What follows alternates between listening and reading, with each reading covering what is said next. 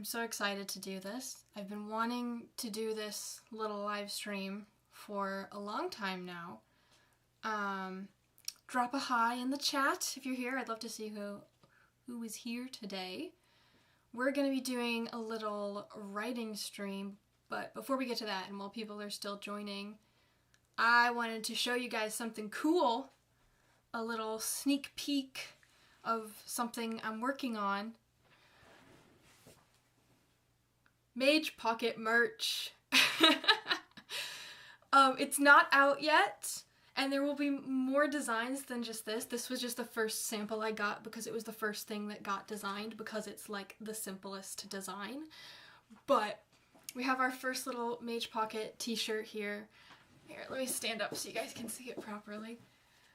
I love how it turned out. There's going to be adult sizes and kid sizes, and this is just the first of many designs. I have a lot of design ideas. Also, you guys let me know if audio and video is working well for you guys, or if there's anything I need to adjust. I'm using a new streaming software, as you can probably tell by all the fancy stuff. Hello!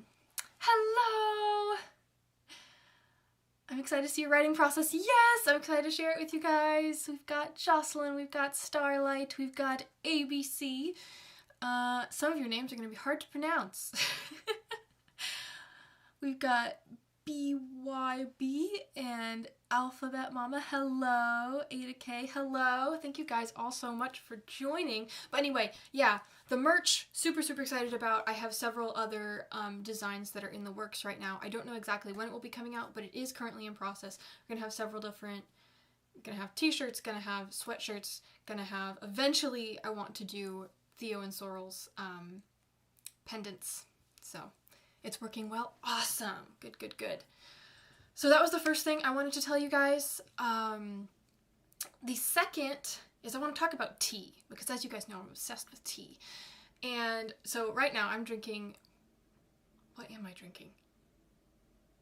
I don't remember the name. And the reason I don't remember the name is it's from my tea advent calendar. So if anyone likes advent calendars, at this point, you probably have to think about it for next year. But I get this, my parents get me this tea advent calendar every year, which has a different tea every day leading up to Christmas. And it's like a surprise, so you don't know what you'll be getting every day until you open it, which is super fun. I think today's was like cinnamon ginger or something like that. It was spices. Hello, Wave, says Tori. Hello, Tori. Elizabeth Ann Hale, yes! I love the Mage Pocket shirt. I'm so glad you do. I saw your email a split second before I went live. It's good to see you on the live stream. Ginger? Yes. Well, it's this time of year. It's Christmas time, and I'm making mince pies. I make mince pies every Christmas, and they have candied ginger in them, which is where I learned about candied ginger, which is therefore where my character, Sorrel, from the Mage Pocket Apprentice Alliance, gets obsessed with candied ginger. So I was definitely munching on some candied ginger earlier today. For sure. So yeah, I have the tea advent calendar, and I also want to share with you guys a couple holiday teas that I've been really enjoying for all the tea lovers in the chat. Comment if you are a tea person, or a coffee person, or a hot chocolate person, or something else. I'm curious. Anyway, but these are a couple holiday teas I've been really enjoying. This one is called Holiday, it's by Harney & Sons, and this one's called White Christmas, it's also by Harney & Sons. I love this one especially. I love like the smell of this one. It's black tea, and but it has a bunch of spices, but it also has like a very like orange smell and flavor, like orange, the citrus fruit, and it's really good. Even with my tea advent calendar, I've been having this one almost every day as well. So I'm on like at least 2 cups of tea a day. But listen, it's winter, it's Christmas, it's the time for all the tea. Tea is my fave. I drink tea most of the year, but I've been favoring hot chocolate for the Christmas season. That is fair. Hot chocolate is a very Christmas drink. Tea person and I love Harney & Sons. Yes! Oh, they're like my favorite tea brand. I love how pretty they're like, okay, first and foremost, taste. Like, taste is most important to me, and the taste is top notch, but also their packaging is gorgeous. It's like these beautiful tea tins, so pretty. You can refill them so you can keep the same tea tin, or you can reuse them. Like I keep my pens and stuff in a old Harney & Sons Earl Grey tea tin, and they're just so pretty. I'm literally all three. Also excellent. I would never throw those away. Yeah, same. They're too good. They're too lovely. Yeah. I love hot chocolate, but it's fun to hear about the tea you've been enjoying. Again, I love hot chocolate as well. Hot chocolate's also a very, very valid option. So is wassail. If anyone makes wassail, I know that's a less common one, but cranberry wassail, that's a good winter drink. I use their tea tins as bookends. Yes, I actually use them as that as well in some of my shelves. All right.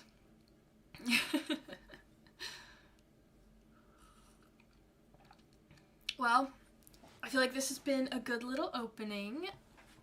Is there anything else on my notes that I need to talk about?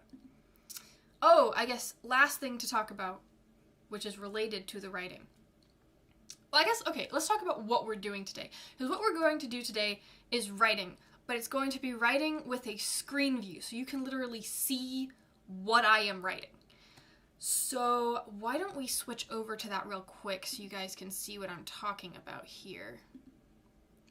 So you get to see me in the corner and you get to see my writing. You literally get to see me type out everything. My question for you guys is, what do you want me to work on? I got a couple answers on this on, I did a YouTube post with a poll asking you guys, but so, okay, we have a couple options here. First option is I can work on this story, which is a first draft of a picture book that I wrote a few months ago, and we can write a second draft of that. Or if you guys wanted, I could write something like a short story completely new from scratch. It's really up to you guys. The advantage of doing the second draft of the picture book is that we already have a little bit of something to work with here, because if I were to start something completely from scratch, obviously a lot of it is just going to be you guys staring at me typing, which is, if that's what you want to do, that's fine. But we could also work on this, and you guys could be a bit more involved in like what changes I make and where the story goes. So let me know in the comments, which one do you want me to work on? Because I did have 2 votes for the picture book so far. Do you want new story, or do you want to work on the picture book? I already see someone saying they want to do the picture book. Picture book, okay, 2 for picture book. I wrote a picture book that I love so much, I just don't have an illustrator. Mood. That's the difficult part of a picture book, for sure. Okay, we're getting irritated because she likes both ideas. Hey, here's the thing. Whichever one we don't do today, I will do a different live stream in the future to do that instead. So it's really just what do you want to do first, more than anything else. Okay, I've got someone else saying, I'd love to see your process for one of the news stories. So far, it looks like Picture Book is winning, but never fear, I will do, yeah, okay, it looks like Picture Book has won. But never fear, I will do a news story in the future if you guys really want to see it from, like, start to finish. The text is a little hard to read, though. Is there any way we could zoom in a little? Let's see. How do I exit studio mode? Editor. Writing. Let me see if I can, yeah, zoom in on the text a little bit for you guys, because that is a good idea. That is zooming out, not in. I think if I can crop it, I can make things decently bigger for you guys. And then, let's move this around. We don't really need this up here. Bring it down so you guys can really see it. Is this a little bit better? Can you guys see this a little bit better?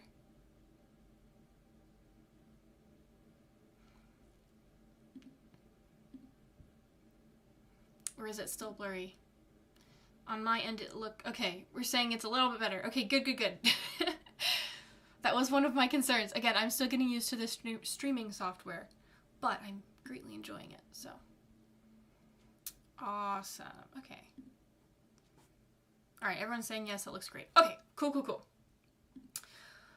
All right, let's get started then. Okay, so a little backstory on this book idea. I wrote it, okay, so I did an event months ago where I was speaking at a homeschool event, and on the drive there were all of these, what is it called? Okay, street names and like names of towns. I saw a lot of interesting names, and I'm always on the lookout for interesting names to collect and put in my name notebook, which does exist. Fun fact, I'm sure writers can relate. Who else has a name notebook? Yeah, street signs, street names, town names, as well as like the names of a couple different shops and things that I thought were super whimsical and super interesting. And I started writing them down, and as I was writing them down, I was thinking like, ooh, it'd be cool to include all of these in a single story. And then it turned out when we got to the event, there were other speakers, and I ended up sitting for a long time just in the corner. And you know, it was about homeschooling stuff, not about writing stuff. Didn't directly relate to me. So I ended up just sitting and on my phone with 2 thumbs typing up this entire idea because I didn't have any internet. So I couldn't go on like social media or anything, and I hadn't brought a book or anything to read. So I ended up literally just sitting and typing this entire thing out in the corner while waiting to go do my talk. And I really liked it, and I thought it was cool, and then I literally haven't looked at it again until now. Months later. Charles Wisp is such an adorable name. Oh, Clarabelle Walnut. Yeah, I'm glad you guys like it. I had so much fun with this. Yeah, so all of the like place names in this manuscript are real place names, or that I saw on the drive to that event. I'm just reading you guys' comments. Yeah, name notebook. You have a regular writing notebook. Yeah, I do recommend having some place you collect names if you are a writer. These whimsical names feel Christmassy to me. Yes, they're very whimsical. Love that. Okay, so step number 1, since I haven't looked at the book until now, since I wrote the first draft that one time, is I'm going to read through the entire thing out loud and make some notes to myself. Which actually, I'm probably going to make the notes here. Let me see if I can make room for the notes. Because I'm going to make the notes in the little note bar of Scrivener. So why don't we do that? They're still the same size, but you guys can also see my notes now. Read aloud time. Yes! Okay. Again, this is a first draft. There's probably a lot of typos and things that don't make sense. The Honey Heist of Apple Knocker Drive. Clarabelle Walnut was not fond of wizards, mainly because her brother Quincy was one. Ever since the day he had exploded Mother's china plates in a burst of green sparks.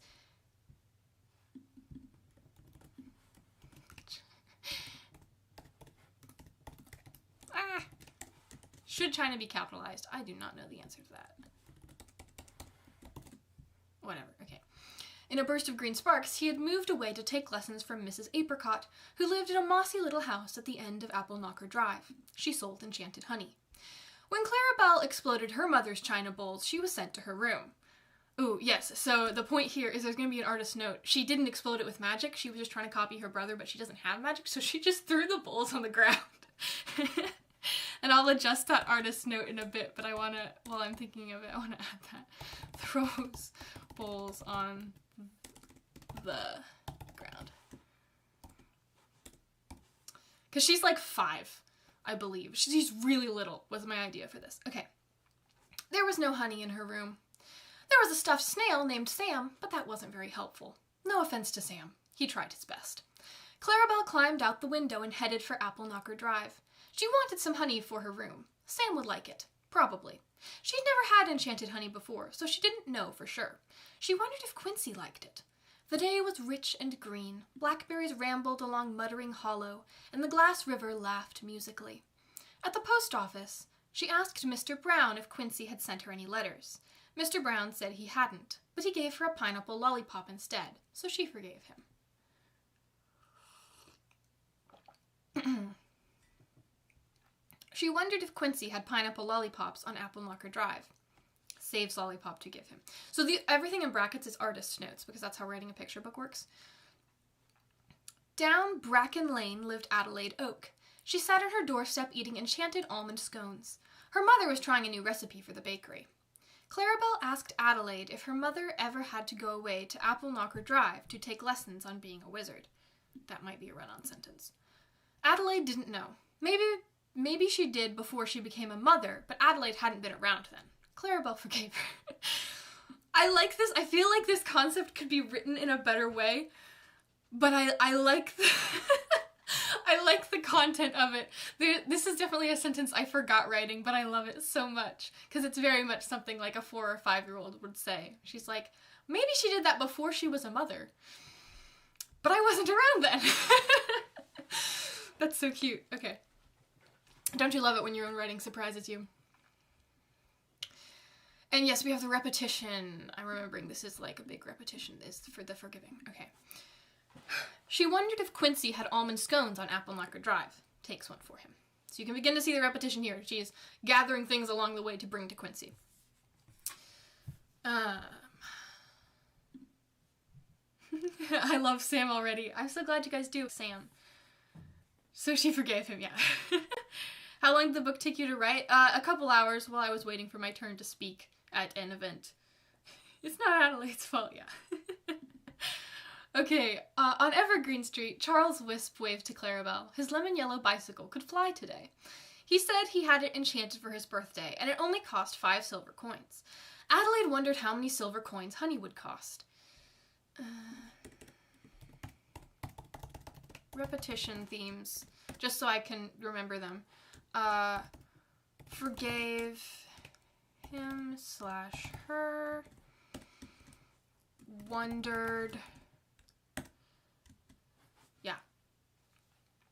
The collecting. Okay. Clarabelle wondered how many silver coins honey would cost. She didn't have any silver coins. Perhaps that would be a problem. Charles didn't have any silver coins, but she forgave him. Then Charles said she could do a heist instead. Clarabelle liked that idea, a honey heist. She snuck through the hickory trees along Apple Knocker Drive. The moss muffled her footsteps nicely. The birds politely kept singing. The clouds shaded her courteously. It was a very good honey heist. Until the bees discovered her. The bees were not nice or polite or courteous. Clarabelle decided she was not fond of wizards or bees. Clarabelle! The brother swoops in and picks her up. And this is where the illustrations would take over a lot more in terms of storytelling. So I do need to add a lot of illustration notes to this because the notes are incredibly minimal right now. The bees became polite once more.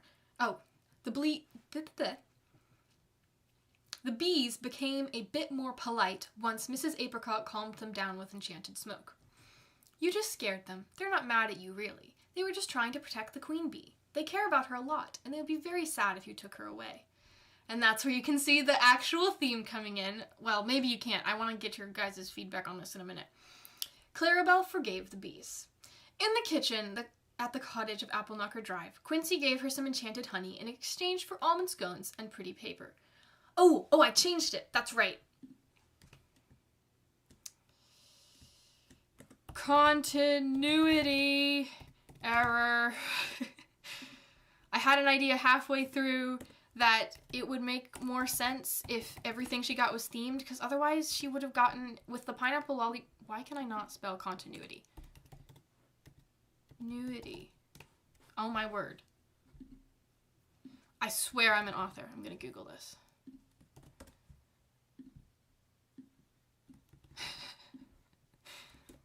Continuity error, okay.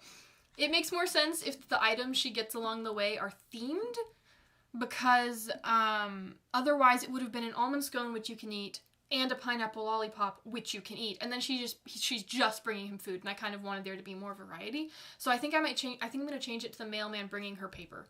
That was my idea while I was writing, but I didn't feel like going back and editing especially because I was like typing it on my phone. So I just went ahead and pretended as if that was already the case for the later part of the book, which is something I do often when writing first drafts. And something that is totally fine to do when you write first drafts. Some people don't realize this. It's totally fine within a first draft to purposefully have continuity errors, to be like, oh, I got a better idea for how that should go. I'm just gonna pretend that's how it already went and keep writing. It's totally fine to do that. Yes, as long as you remember, which I did. So, the sunlight spilled over the sunlight spilled over windowsills, the bees hummed lazily, and the candles smelled like lavender. The honey was very, very good. Clarabelle Walnut was still not fond of wizards, mainly because her brother Quincy was one. But she forgave him.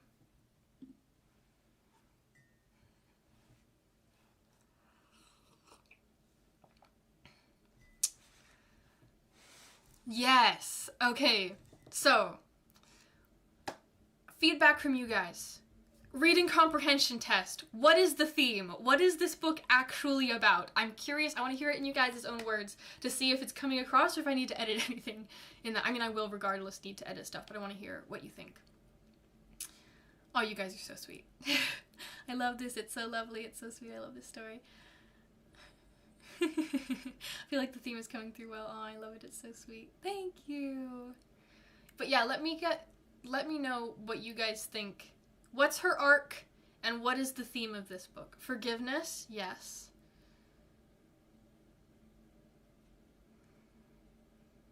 Kind of. And this is one of those things where illustrations are definitely going to play a part of the storytelling. I'm going to wait for a couple more people to comment what they think it is before I start explaining my inspiration here.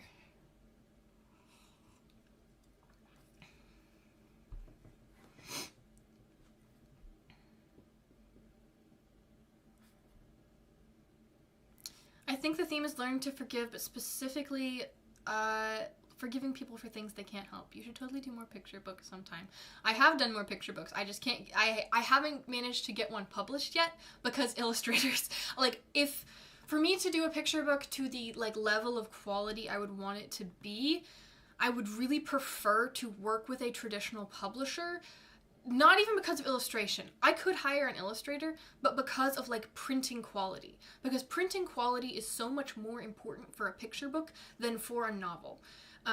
Because you've got like full color paintings, and I really want the printing quality to really like reflect the high quality of the illustrator I would work with.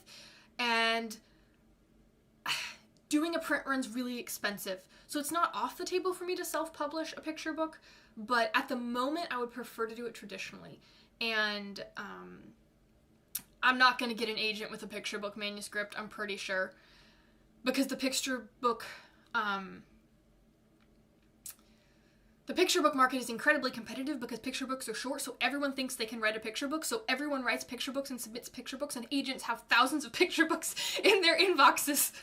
So it's really hard to get an agent with a picture book. So my plan is to try and get an agent with a novel of mine that I'm currently writing, and then at some point be like, hey, I also have all these picture book manuscripts if you want to help me do something with them. So maybe accepting differences, accepting that her brother is on a different path and has different skills, and that's okay. She feels inadequate, so she has to forgive others, but she learns she can do things that are difficult than others. Spoken like a true conservatory student. Yes. Poor agents. That's a good plan. Thank you. Okay. So, close. Okay, I definitely need to do some editing if this is what you guys are coming up with. So the thing that I really want to explore in this book is, I guess I'll start with my inspiration. Around the time that I wrote this manuscript, my younger brother left to go work for a film company in LA. And so now he lives in LA, and I only get to see him on like holidays, and sometimes if he has a weekend, he can fly across the country. So the theme here was really kind of along the lines of a much younger sibling coping with a sibling that they really love and look up to leaving. The reason she doesn't like the fact that her brother is a wizard is not because he's a wizard. It's because it caused him to go away and she misses him. But she's small, she's like 5 years old, and she doesn't know quite how to process those emotions except for feeling kind of frustrated with him.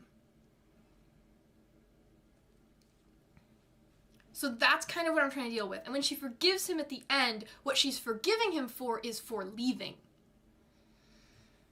And so that's kind of the thing I want the reader to realize throughout the book. Like, at the beginning, I do want you to think, oh, she doesn't like, it's kind of a funny line. Clarabelle Walnut was not fond of wizards, mainly because her brother Quincy was one. And you think it's, oh, because she doesn't like her brother, because she's annoyed with her brother, or she doesn't like wizards. But no, it's because she loves her brother, right? And that's such a complicated emotion that I feel like exploring that emotion through a picture book would be a really good thing for some of those younger kids to have, especially if they have older siblings that have to, like, go away to college or something like that. So that's kind of what I want to explore here. That first line gives Balter vibes. It does kind of.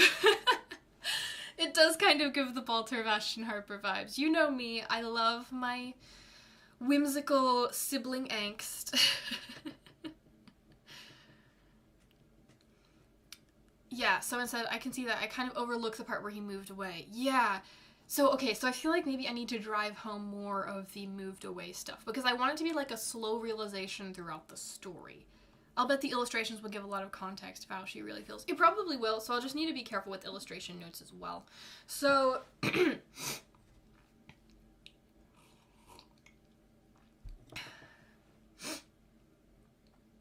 let's continue to work on this. We need illustration notes. We need to change that one continuity error. Why don't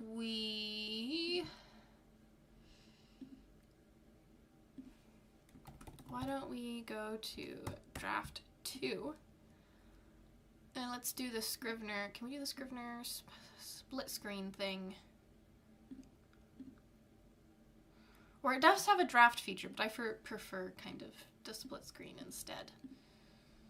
I've done split screen before. There we go. Okay. Alright, let's make sure this catches up. Yes, okay, so we have draft 1 on one side, and then we have a new spot for draft 2. Okay, so first off, another thing I have issue with is the title of Honey Heist. Because the heist only comes in at the end, and part of the reason I named it that was because at the time, I saw a shop that we passed on the way to that event that was called like Honey Heist Barbecue or something, and I thought that was so funny. That was the first spark for the story. It was like someone going on a honey heist. That's fantastic. But I'm not sure if that wording actually fits in with the rest of the book. Like it feels a little bit jarring to have the word heist along with all of this much more like whimsical fantasy vibes. So I kind of feel like I should have a different title. This is definitely a kill your darlings moment because I do love Honey Heist as a concept, but I don't feel like it fits with the rest of the story, so I'm thinking I might shelve the Honey Heist idea and use that for a separate story in the future, and instead come up with a different title. Because I also don't think Honey Heist and Apple Knocker Drive tells you what you need to know about the story if you're looking at it on a bookshelf. Like, I think Honey Heist and Apple Knocker Drive sounds like it would be a bit more ridiculous. Maybe would have some more, like, rhyming in it or more alliteration. It'd be kind of like a comedy picture book. It would be someone's first impression of the title Honey Heist and Apple Knocker Drive. I like Apple Knocker Drive. Potentially, we could keep that. Although this does sound very much like my other book titles, The Balter of Ashton Harper, The Honey Heist of Apple Knocker Drive. I definitely fall back on patterns sometimes, guys. Yeah. Yeah, you guys agree, don't you? Do you recommend I get Scrivener? It looks awesome from what I've heard about it. I do recommend you get Scrivener. Yes, I do. It's hands down best writing software that I own.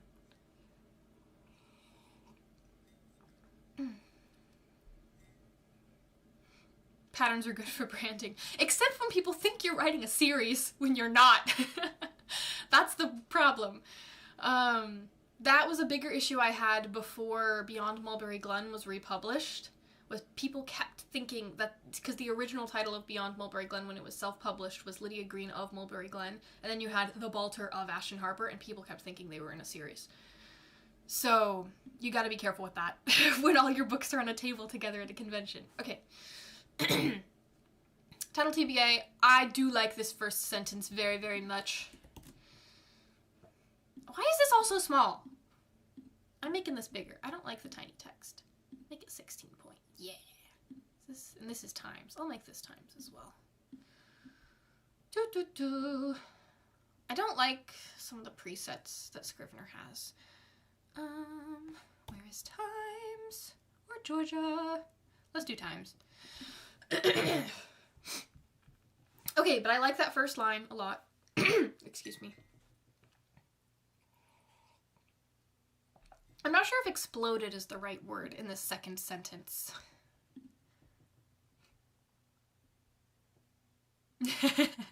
Don't you dare change the first sentence. I'm glad we are attached to the first sentence. Okay, now let's work on this second paragraph here. I don't like the word exploded. I also don't know if China is supposed to be capitalized, if it's referring to China plates and not the place. I kind of... Does anyone know? Do we have any grammar aficionados here? Ever since the day he had exploded Mother's blue china plates in a burst of green sparks, he had moved away to take lessons from Mrs. Apricot, who lived in a mossy little house. That's all one sentence! This is one sentence! No, absolutely not. That is very much a run-on. Okay. How can we say this better? Okay. Let's isolate this. That's what we're working on. Okay.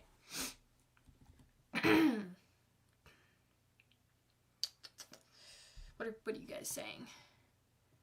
Google says China plates is lowercase. That's what I assumed. Okay, thank you very much for the double check, Elizabeth Ann Hale. Change it to blew up. I don't know that blew up is better. I need something kind of whimsical. Is there a whimsical way to say exploded? Broke, shattered. Shattered is better. And that also makes more sense for later when she tries to break the plates, the bowls, to mimic him, because then shattering can apply both to his situation but also to what she does. It also just makes more, like if you drop a plate on the floor, your immediate thought is not that exploded, it's that shattered. Okay, that works so much better. Okay, something with shattered. No. Okay, but that sentence is too long.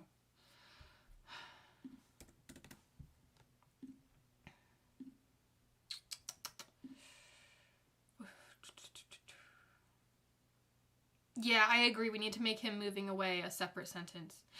Also, because if we make him moving away a separate sentence, maybe even on its own line, that kind of highlights its importance in the story.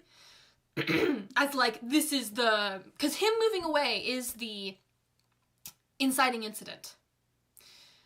This is the hook.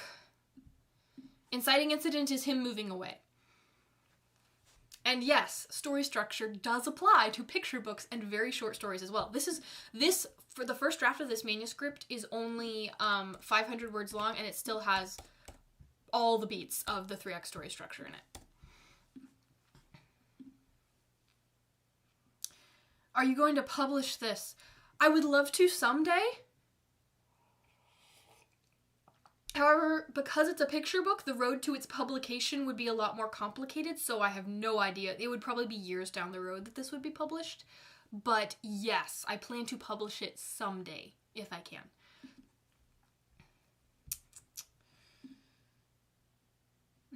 Okay, I'm just reading you guys' comments. Okay, so the first sentence needs to be him shattering. And then move away. Okay. So, we can't do ever since the day. What about ever since the day he shattered Mother's blue china plates? They knew he was a wizard? Ever since the day he...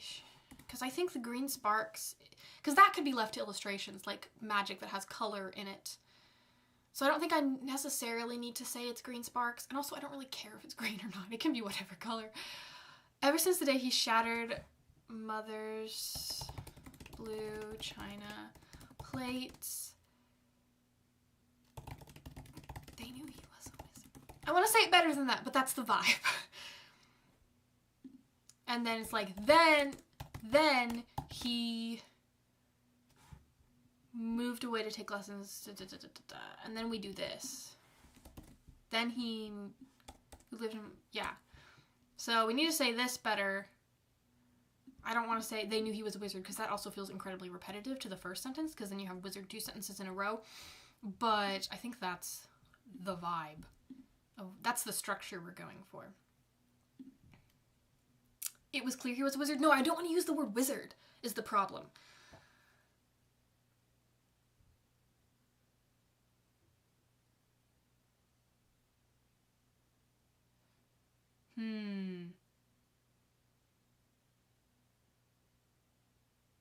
They discovered his magic the day he shattered Mother's blue china plates.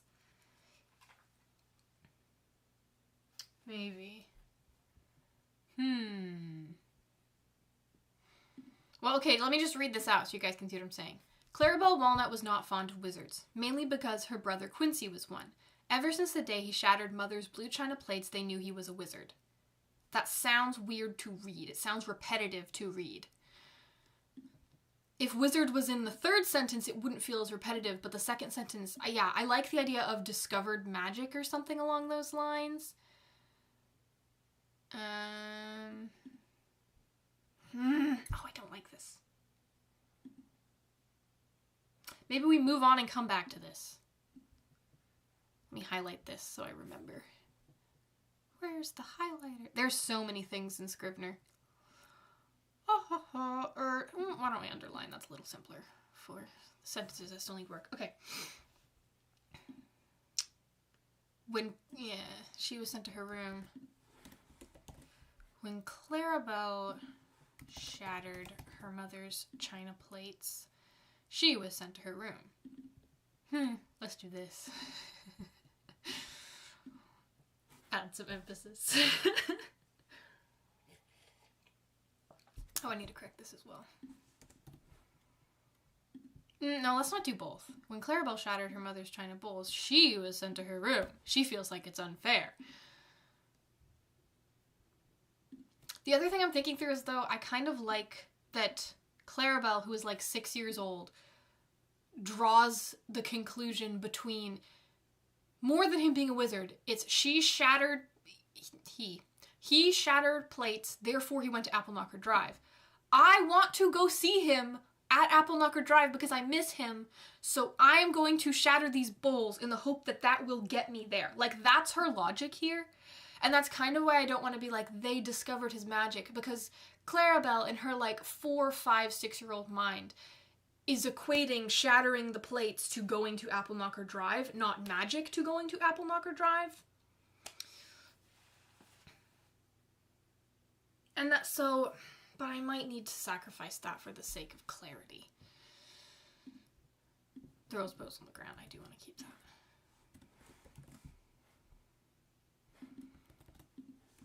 Instead of using magic like her brother, Clarabelle throws the bowls on the ground.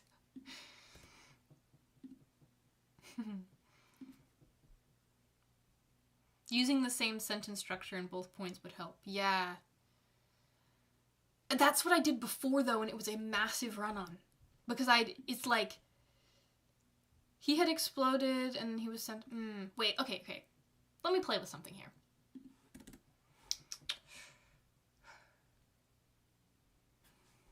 When he shattered Mother's blue china plates,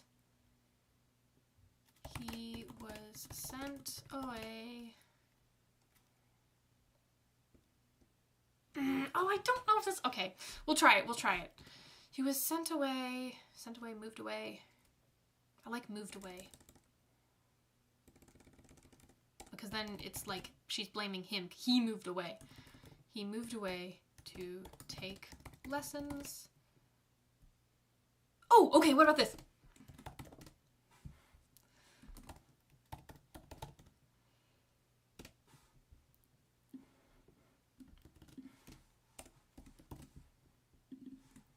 She lived in a mossy little house at the end of Apple Knocker Drive, where she sold enchanted honey and sold. Okay. When he shattered Mother's blue china plates, he moved away to take lessons from Mrs. Apricot. She lived in a mossy little cottage at the end of Apple Knocker Drive, where she sold enchanted honey. How about that instead?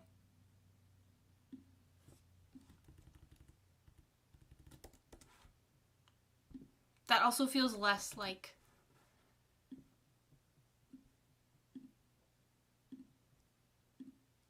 I think that works well. Thank you.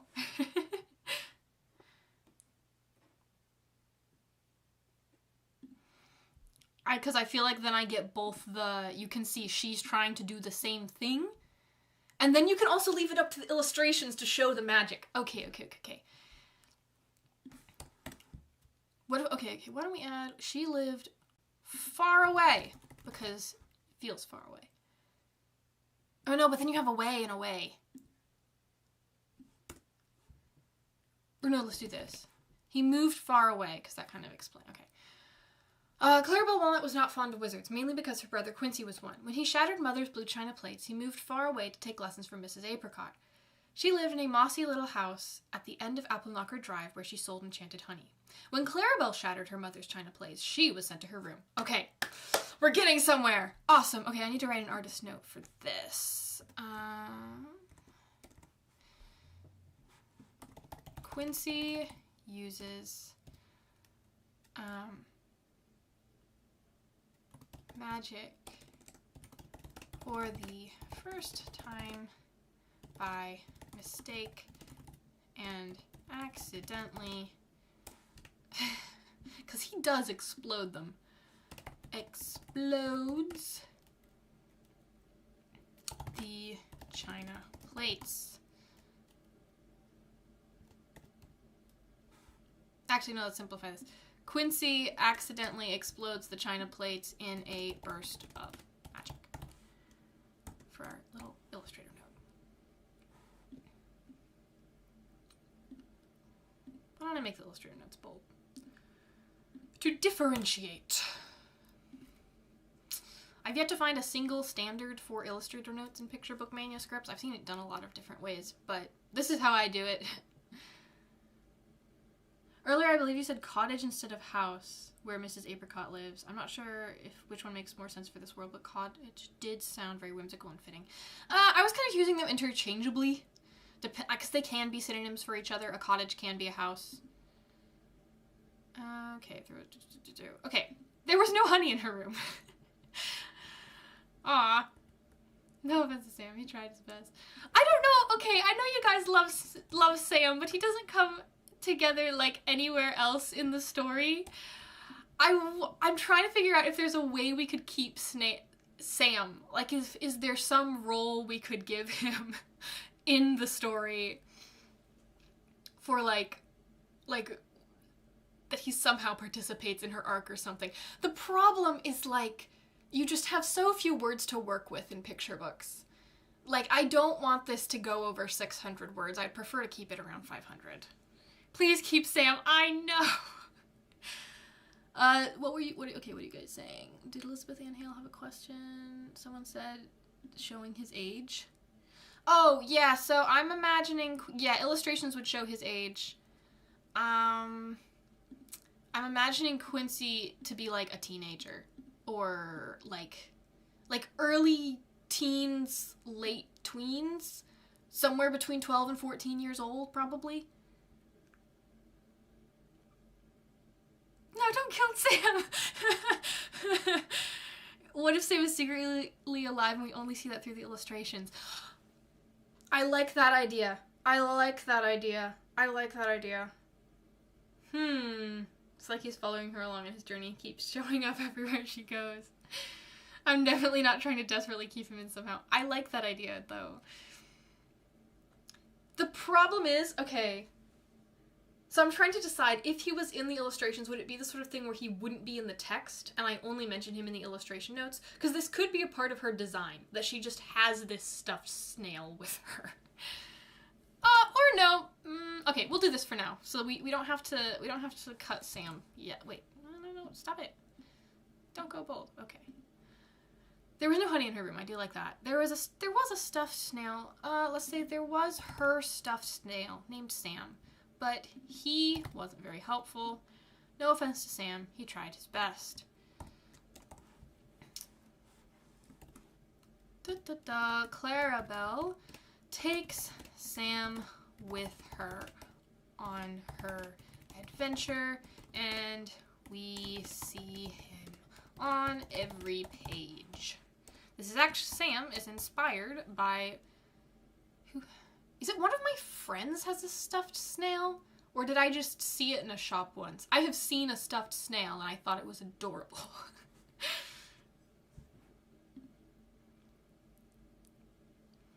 Maybe I only mentioned Sam once is what I'm thinking, and then he just stays in the illustrations.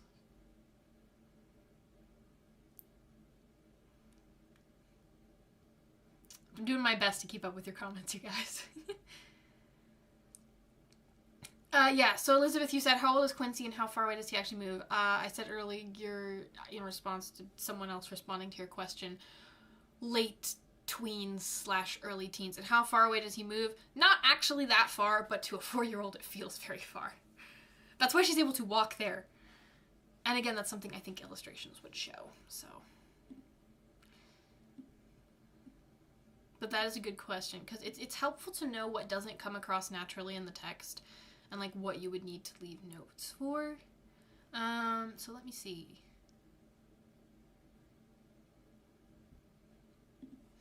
You also don't want to overdo it on Illustrator notes, because you do want to give the illustrator some freedom.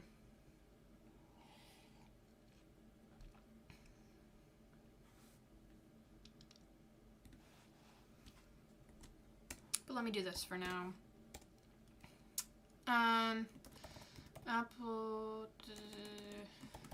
The house is across town, but it feels dreadfully far away to Clarabelle.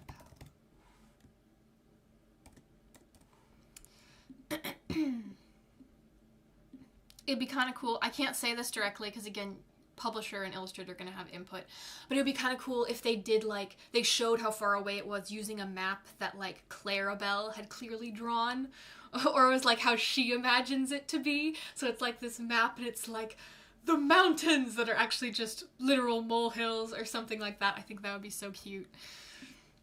But I can't say that directly. I can only really give notes that... When you're writing illustration notes for a story, you can only give direction in your illustration notes. When you're traditionally publishing, when you're pitching it, you can only give direction in your illustration notes that directly relates to the continuity of the story. So I can't say, do a close-up on her face here. That's illustration and, what's it called? Visual design. Is someone, they're like a illustration director? Maybe, or design director, that's what it is. That's the design director, and the illustrator's job is to decide those more particular things, but I can write things that relate directly to, like, the continuity of the text. Okay. Clarabelle climbed out the window and headed for Apple Knocker Drive. She wanted some honey for her room. Sam would like it. Probably. Maybe I should mention Sam there, because I feel like we should only mention Sam once, but she had never had enchanted honey before, so she didn't know for sure. She wondered if Quincy would like it. This feels a bit cluttered. I feel like we could simplify this, and I also want the focus to be on, this might be a good opportunity to make it a little clearer that really she wants to see her brother. She's kind of coming up with other reasons because she's like 4 or 5 years old and doesn't really understand her own emotions, but really what she wants is to see her brother. Yeah, I had the image in my head of the map of the area with her at one end of the page and him at the other end of the page. Good! Then maybe if I ever have an illustrator do this, they'll get that same picture in their head as well. He tried his best. Clarabelle forgave him. Oh! Yes! For Sam, right? He tried his best. So Clarabelle forgave him. I agree with that. Yes. Okay.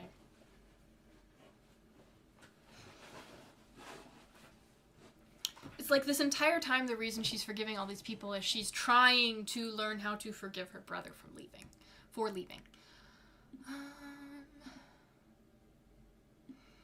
She wondered if Quincy would like it. So I need to decide how much I want to repeat things. Hang on here. Wondered. How many wondereds are there? There is 1, 2, 3, 4, 5. No, 4. If we could do it rule of 3, that might be good. She wondered if Quincy would like it. She wondered if Quincy had pineapple lollipops. She wondered if Quincy had almond scones. She wondered how many silver coins honey would cost. So I think I want it to be rule of 3 for the wondering. And I want it to all be directly related to Quincy. So I want her to be wondering something about Quincy, because once again, it's like she feels disconnected from him, and she wondered if Quincy, wondering about her brother is kind of how I'm expressing that in the story, that she's missing him. So let's cut one of those okay, so the first wonder is, does Quincy like enchanted honey? Does Quincy have pineapple lollipop? Does Quincy have almond scones? But then this one's the odd one out because it's how many silver coins honey would cost. I feel like I should maybe change that one when I get there to like, she wondered if Quincy had silver coins or something like that. So I'm feeling maybe, because then it's also directly related to the rule of 3 every time she picks something up to bring to him. Because then we get it all attached and it's all nice. So let's cut this first one, maybe? Because I also don't want them to all be about food. I would buy this picture book and read it like every day. Wonder equals Quincy, exactly, yeah. Well, wonder equals her grief for missing. Is grief the right word? It's kind of grief. For a kid that small, it's grief, basically. It's her missing something. It's her missing him. It represents, yes, her missing Quincy, specifically. Yeah.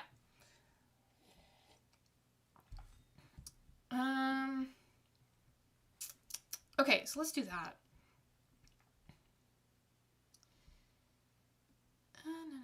Here. Why don't we just... Let's switch to doing this. No! I didn't want you to be bold! Stop it! Okay. Alright. Move down here a bit. Okay. Okay, Clarabelle climbed out the window and headed for Apple Knocker Drive. Let's find wondered. No. Let's also not use Sam. So the goal here is her to... This is her, like, forming her plan. So this is, like, first plot point, basically. Yeah, this is first plot point.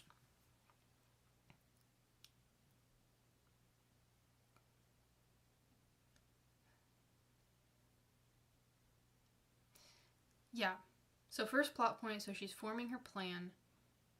I feel like there's an opportunity here to begin to make it a little clearer that she's actually missing her brother. Oh, also, I don't know if you guys noticed, but this line, that's what she's feeling about Quincy. They care about her a lot, and they would be very sad if you took her away. That's supposed to be kind of the reveal of, like, oh, she just cares about him a lot and she really misses him. And that's why she's frustrated and angry, just like the bees. I'm just processing, I'm thinking. This story is dusty purple. Thank you. Aw, I like that.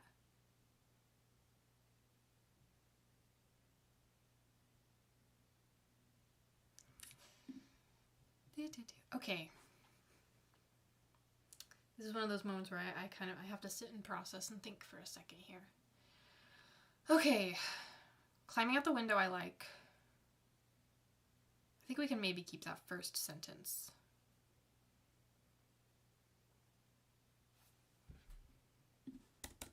What if we do this? That's fluff. She decided she would get some honey for her room. So she's kind of coming up with a different reason for her to go, other than just she misses Quincy. I love this sentence. The day was rich and green. Blackberries rambled along Muttering Hollow, and the glass river was laughing musically.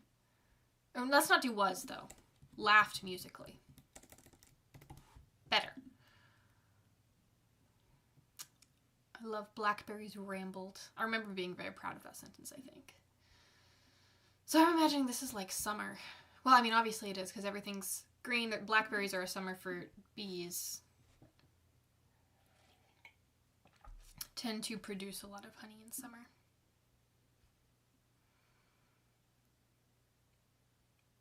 Is she in her room right now after being sent there because of the China plate incident? Yes, that is correct. And then she climbed out the window, so I'm sure her mom did not like that.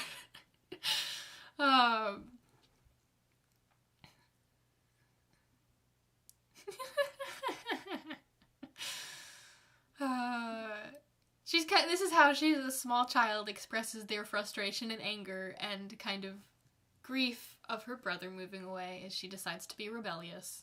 We've all seen it before in toddlers. Yeah, I imagine her not being older than 5. Like, it's 4 or 5, probably.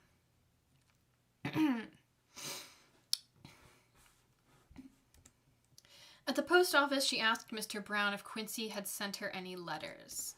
Mr. Brown said he hadn't, but he gave her, let's change this, some pretty paper instead, so she forgave him. She wondered if Quincy had paper this pretty on Apple Knocker Drive. Saves paper to give him.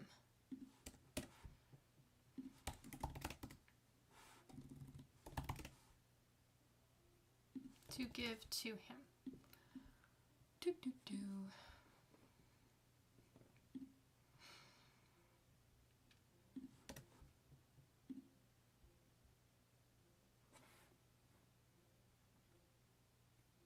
Girl is gonna be in trouble. Yeah, she is.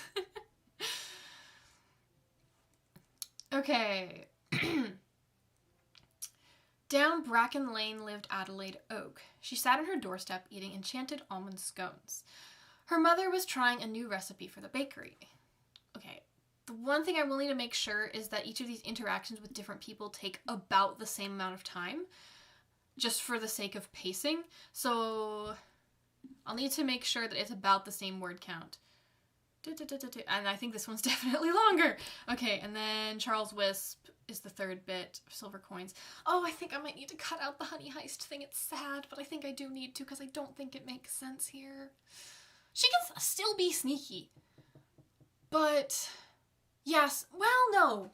Maybe I can keep it because it's rule of 3. So on the third one something changes. So maybe I can keep it, but I don't know if I would want to use the word heist is the only issue. I think I might use, okay, I might word that differently. So the third one can be a little longer, but the first 2 do need to be about the same length is what I'm thinking, so that we have rule of 3. Okay, so the first one is 43 words. This one is currently 80 words. That's twice as long. And this one's 80 words. Okay. Okay, so why don't we just add something to the first one to keep it consistent? Clarabelle, I don't have any silver coins. Yes. She's very concerned. Charles steals some. 4-year-old girl versus 4-year-old boy. Logic. This is very much... Listen, I have a little brother that would have been his first suggestion as well when he was like 4. Just steal it. I love this, Charles. Yes, me too. I imagine him being a bit of a daredevil because he has the flying bicycle. So I will, you know, if I ever end up signing with a publisher, I will definitely be like, oh yeah, give him like bandages and he's missing a tooth. And he's riding this flying bicycle. Yeah. Maybe adventure instead of heist? Maybe. But it needs to imply she's stealing something. Because he is suggesting her to steal something. Okay. Okay, let's work on the rule of 3 here. We need to add more to Mr. Brown.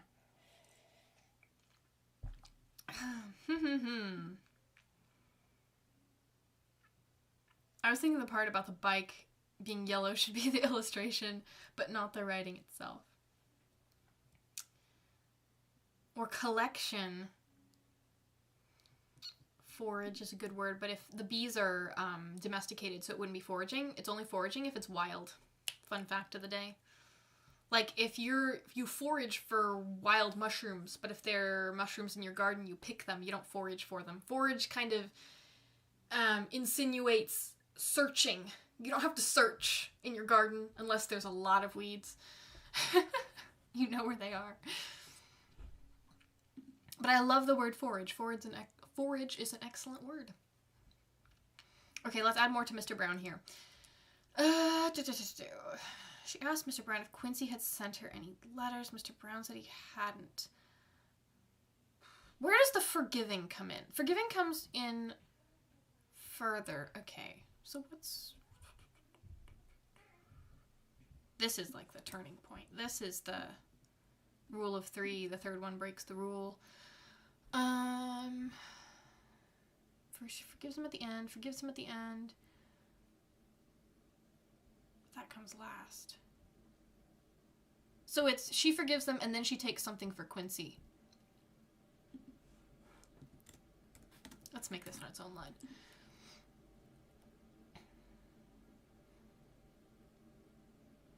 She like asks him a question.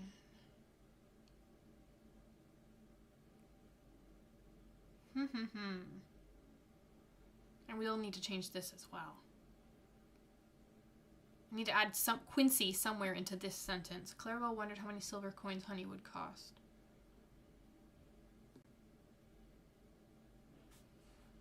Or what if she said... Okay, what if we wondered if Quincy had any silver coins for honey? She didn't have any silver coins. Perhaps that would be a problem. Okay, there we go. Then we got Quincy in there and it still serves the same purpose. Silver coins for honey. I think it works for now. All right. Maybe I'll read it later and not like it, but it's okay. All right.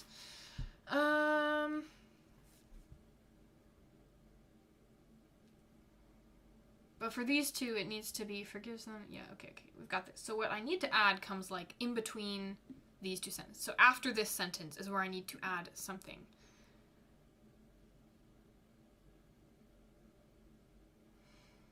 Hang on. Yeah, this is too succinct. Either that's too succinct or this needs to be broken down, but I really like this interaction, so I think I want to add something here instead. Okay.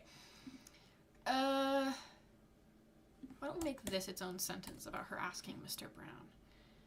So then, at the post office... Oh, I like this! At the post office, down Bracken Lane, on Evergreen Street. It's all slightly different, but just similar enough that it feels...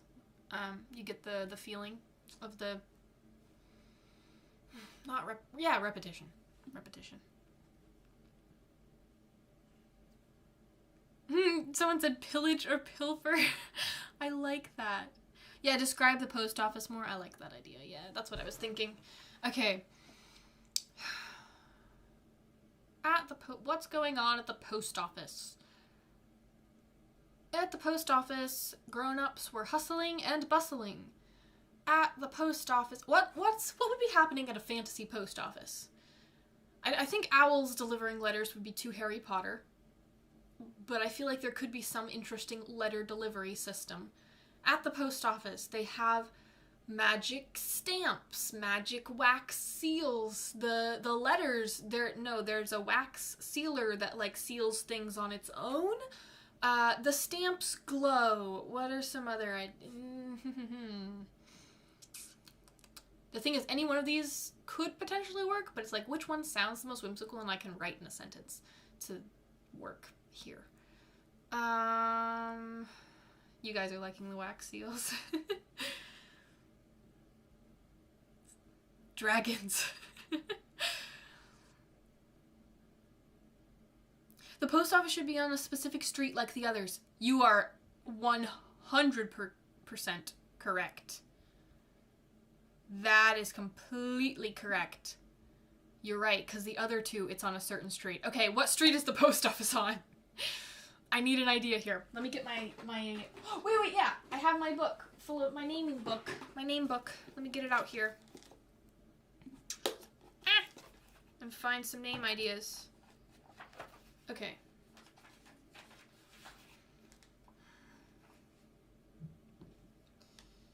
I also need to make sure it's not a lane or a street or a drive. It needs to be something other than those, because otherwise it feels like it's almost a repetition of 3, but not quite. Do we have a ridge yet? No, we have street, lane, and drive. How about Persimmon Ridge? Or have I already used that? I don't think I have. Okay. Name ideas. Persimmon Ridge. I did not spell persimmon correctly. Hang on. There's only one M, according to this. Okay, Persimmon Ridge. Oh, there's also... I also saw a place once that was Shire Ridge, but again, that's too Hobbit. Zinnia... No. Those are the ones that seem to fit the most from my name list that I haven't already used. There's also Castle Ridge in here, but that feels too on the nose. So I'm thinking Persimmon Ridge or Zinnia Knoll. What do you guys think? Put your votes. Persimmon Ridge or Zinnia Knoll? Put your votes in the chat. I like Persimmon. Says one person. Wizards Forever. Zinnia Knoll has another vote. We're tied. Oh, we're tied again. Hang on, I was tapping through IG stories and I saw that you were doing a little live. I wanted to say I absolutely love your vibe and I'm so curious about your books adding to my TBR. Oh my goodness, thank you so much for joining us. I love to see a new viewer. Yeah, so I'm writing live. I'm working on a picture book. Yeah, I've published 4 books so far. They're all very whimsical middle grade books. You can find out more on my website, millieflorence.com. If you want to buy any, or if you want to try one for free, you can actually get my first book, Honey Butter, for free on my website when you join my email newsletter. It should be the first thing you see when you go on my website, or you can go to millieflorence.com/free if you want to just go directly to the page that will let you get a free ebook and audiobook copy of Honey Butter, and I do narrate the audiobook, so there you go. You get the Millie Florence lore drop there. Oh, you guys are sweet. Thank you. Honey Butter totally made me cry in a good way. I'm so glad. You know, this picture book has very Honey Butter vibes. It's like Honey Butter plus fantasy. Okay, I need to tally up the votes here. Okay. 1 for Persimmon. 1 for Zinnia Knoll. 1 for Persimmon. 1 for wait. Yeah, 2 each. Okay, 2, 3 for Zinnia Knoll. 4 for Zinnia Knoll. I've lost count. Okay, I need a piece of paper to mark these down. I should figure out how to do a poll or something instead. Goodness. Okay. Here. Okay. Persimmon Ridge. Zinnia. No, you can still have time to get your votes in. Okay. Persimmon Ridge has 1. Zinnia Roll. Persimmon Ridge. Zinnia Knoll. Zinnia Knoll. Persimmon Ridge. Also, hello Zoe, I didn't realize you were here. Hi. Hello Zoe Anastasia. Did I count that one? Yes, I did. My chat keeps moving. Okay, that was it, Zoe. Okay. Persimmon. Zinnia. You guys keep going back and forth. The race is close. Persimmon Ridge. Zinnia, no. It's like tying. Persimmon Ridge.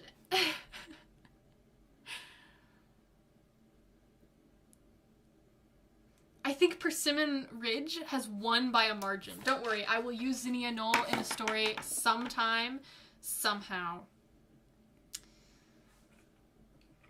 I think a couple of you are saying you prefer Persimmon Row, but I prefer Persimmon Ridge, and I'm the author. Mwahahaha. Anyway, sorry. At Persimmon Ridge. She found the post office hustling and bustling.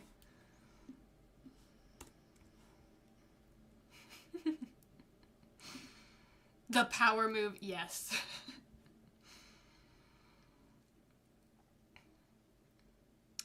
Okay, so I need a sentence here for this section. At Persimmon Ridge, she found the post office hustling and bustling. With what? It's 50. I need to get to 80. At least, like, around 80 words. At Persimmon Ridge, she found the post office hustling and bustling. Something, something, and wax. Wait.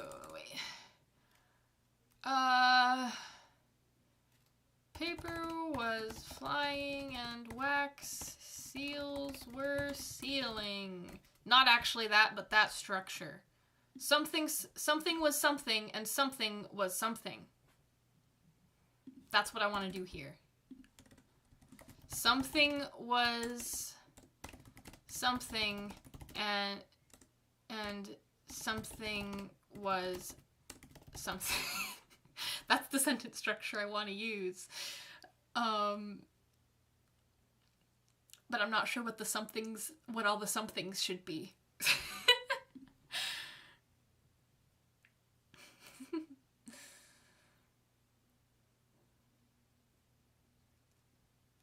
Envelopes were folding themselves? Oh, that's not a bad idea. I like the idea that some of them are doing things themselves, aided with magic.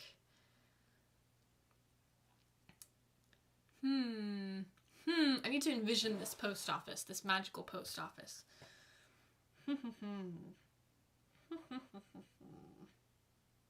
Although I have noticed, I wonder if this person should be a kid instead of Mr. Brown being like an adult, because the two others are kids. And unless it's on the third of Rule of 3, you want them to all kind of line up. So I'm thinking maybe this should be like the postman's daughter or something instead. I think that might work better. Alright, I need a name. I need a name. I actually don't know if it should be a girl or a boy, though. I'm kind of leaning towards boy, actually, because then you can have the kids in the story. You have Clarabelle. You can make it equal. You have Clarabelle and Adelaide, and then you would also have Charles and one other boy to make it even Steven. So let me see. Names. Most of these are last names. I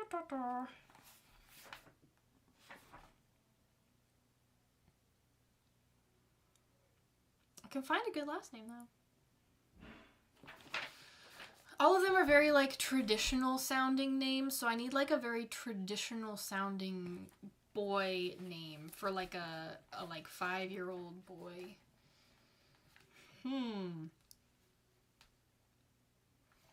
For last names, I have many options.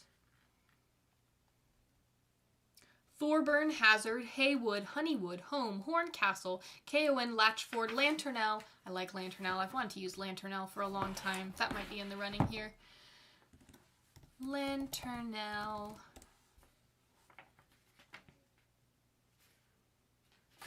Also Latchford, though. Latchford's good, too. Fun fact, these are all names that I found in the genealogy section of my library in a book about, it was like Irish family names. Lawless, Naughton, Peacock, Pearson, Pennington, Pillsworth, Pricken, Warren, Powlett, Prendergast, Prentice, Puckle, Quirk, quain, querulous, quin, quire. I'm already using quire in a different book. Reed, ray, casher. I don't know how I would pronounce that. Shallcross, Shadwell, Shackleton, Shaplin, Sherwood, Shoalcross, Shorecliff, Shipsward, Tatterson, Porlington, Tucky, Twibble, Tweedy, Twig. I feel like Latchford or Lanternell. I still feel pretty solid about that, but I just need a first name.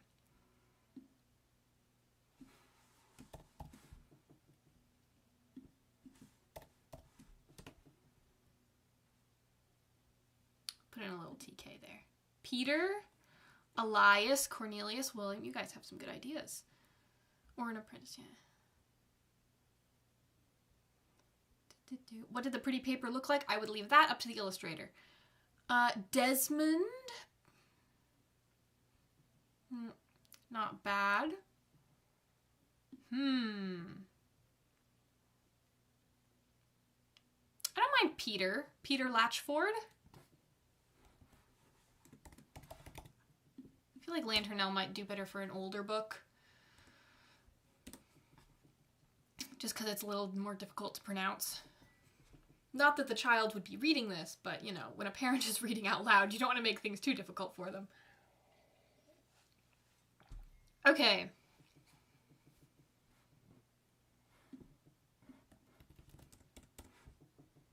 You guys really get to see my messy editing process right now. I hope you enjoy. Look at this. This doesn't make any sense.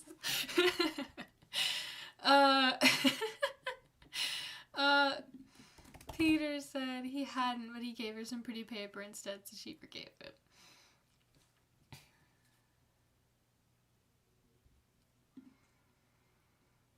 Okay.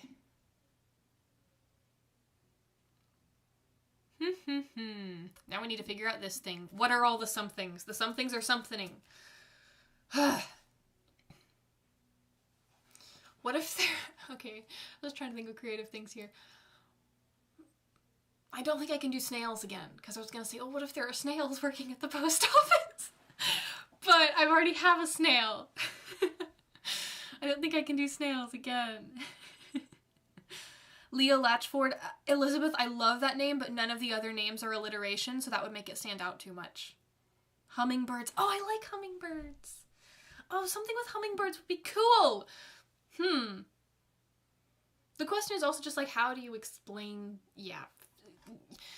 The challenge you run into is explaining complex fantasy concepts in a very succinct way that makes sense in the moment for this story.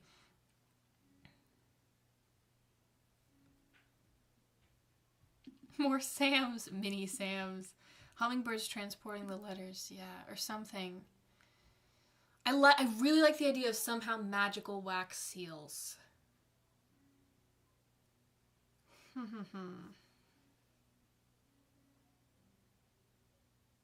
At Persimmon Ridge, she found the post office hustling and bustling.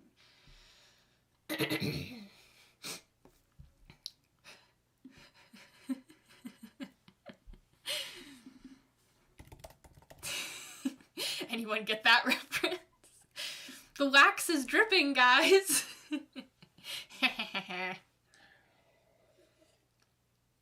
That's a reference to one of my other books for those of you who are completely confused. Dripping candle wax, although this time it's sealing wax, so it's different.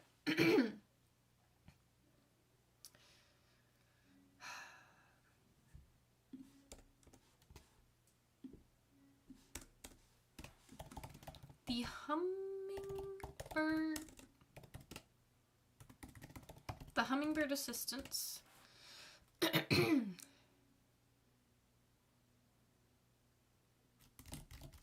What are they up to?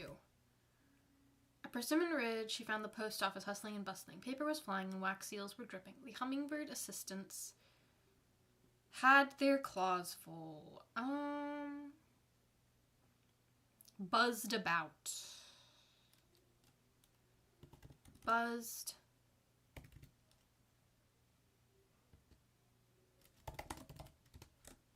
That's a little cliche.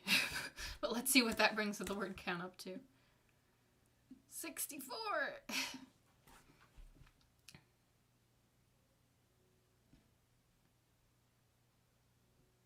No, I should involve Peter Latchford more. That's what I need to do. Okay.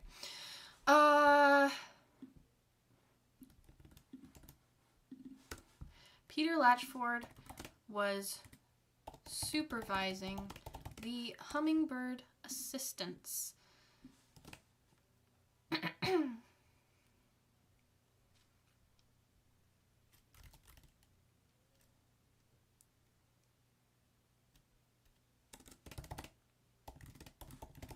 Just to make it clear he's a child.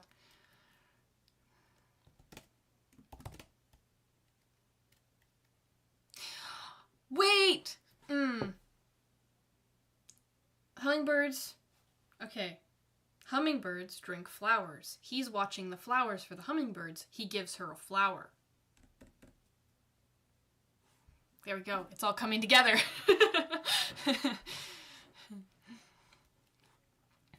He brought them, he had brought them fresh flowers of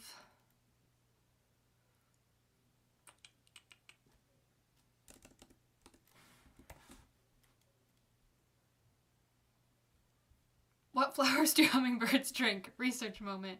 What flowers do hummingbirds like? Hummingbirds and bees, pollinator-friendly flowers. No, I want hummingbirds specifically. 26 best hummingbird flowers. Petunia, bleeding heart, zinnia. Ooh! Bee balm, trumpet creeper, lupine, cardinal flower, salvia, butterfly bush, columbine. Let's do zinnia, petunia, and columbine. That rolls off the tongue nicely.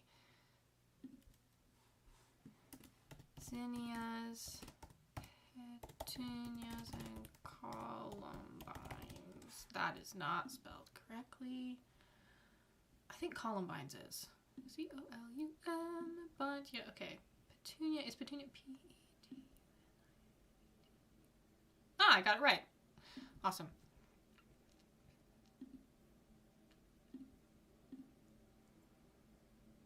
Oh yeah, it's all coming together. Good, that was my intention. I was attempting to invoke the meme. Good.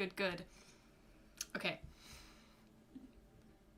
He had brought them fresh flowers. Zinnias, petunias, and columbines. Plenty.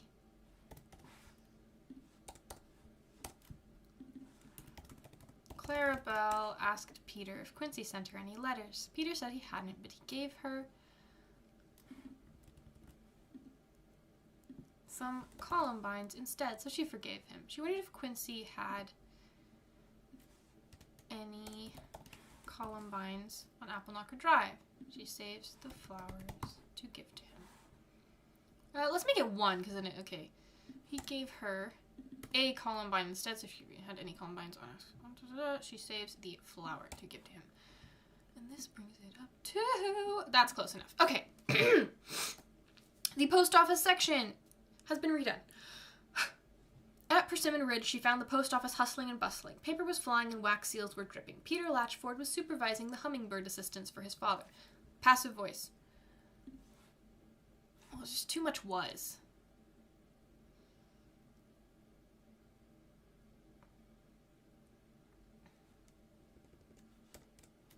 Supervised the hummingbird assistants for his father. He had brought them fresh flowers, zinnias, petunias, and okay, we'll start the beginning. At Persimmon Ridge, she found the post office hustling and bustling. Paper was flying and wax seals were dripping. Peter Latchford supervised the hummingbird assistants for his father. He brought... At this point, should I just make it a flower shop or something? He brought them fresh flowers, zinnias, petunias, and columbines aplenty. Clarabelle asked Peter if Quincy had sent her any letters. Peter said he hadn't, but he gave her a columbine instead, so she forgave him. She wondered if Quincy had any columbines on Appleknocker Drive. She saves the flower to give to him. Okay, well, I'll save it like that for now, and if I get any feedback in the future that it's the combination of the birds and of the post office and the flowers is too weird, I might change it. But so far, the theme of this book has been combining things to make them magical. So we'll leave it for now. Fresh flowers for lunch.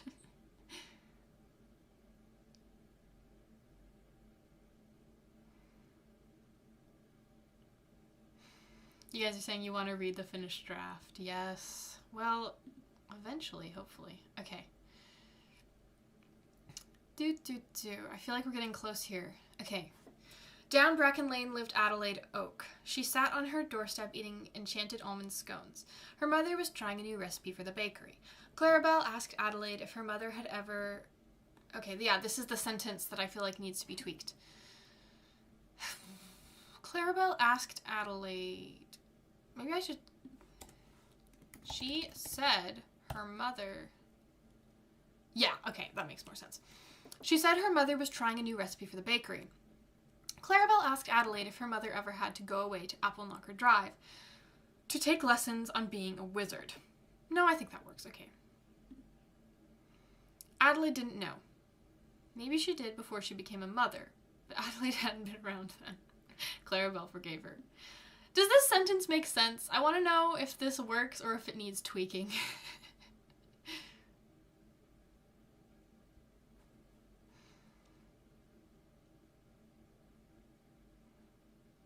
Maybe she did before she became a mother, but Adelaide hadn't been around then. I feel like it works for now. They're enchanted with... maybe they're enchanted to not go stale. That would be very helpful. Takes a scone for it.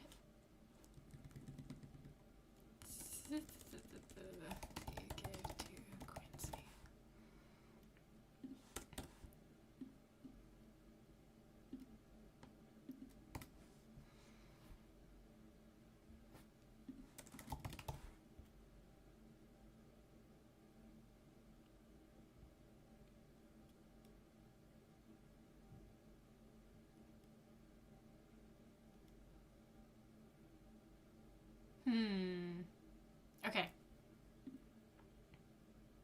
Maybe she had makes it clearer to me.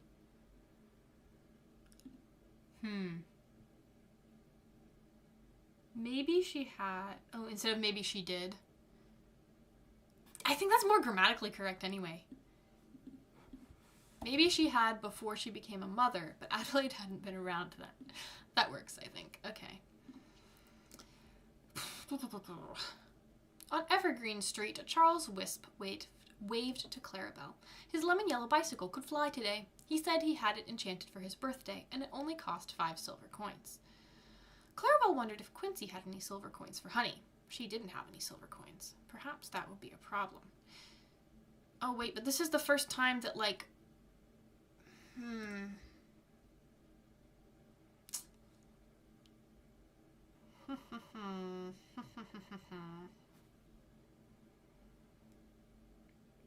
I'm just thinking, because this is the first time that the fact she might have to buy the honey has been brought up.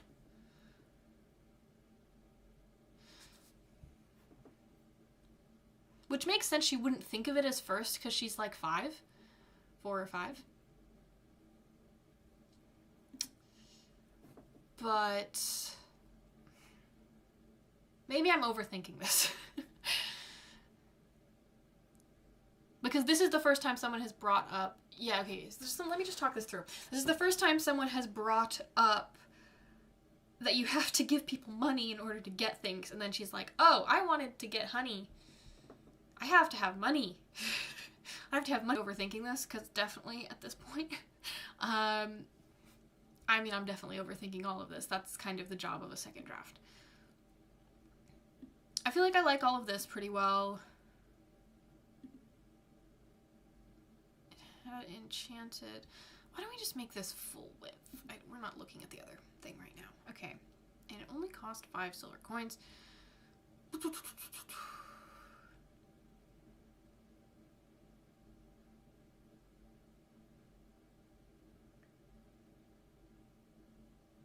She asks everyone else something, but she doesn't ask him. Okay. Wait, I know how I can make this a bit more clear. And she got everything else for free. Yeah, exactly. Okay. Meanwhile, Charles is like an entrepreneur. He's gonna make him pay for things. Yeah, okay. Clarabelle asked if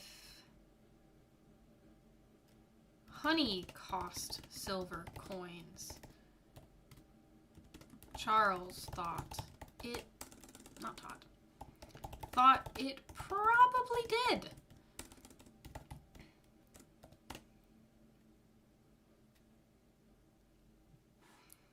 Wait, the forgiving always happens after the wondering. Oh, this is perfect.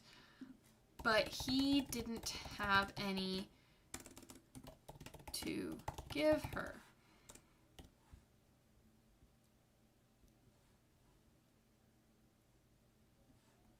And then we can have, yeah.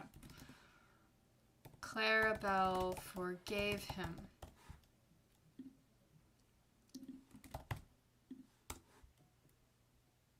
No, let's change this up. Charles thought it probably did. He didn't have any to give her.